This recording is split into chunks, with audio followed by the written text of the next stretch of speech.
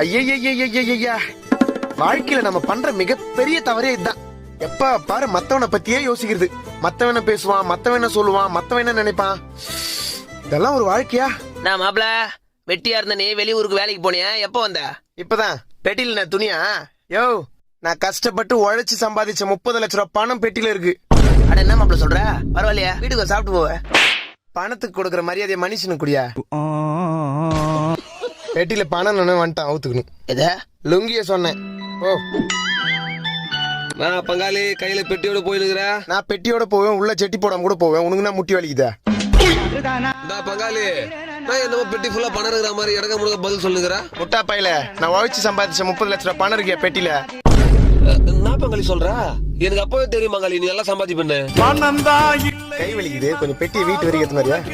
நான் பங்காளி அப்பலாம் என்ன பங்கு கையில நான் துணி பெட்டியா?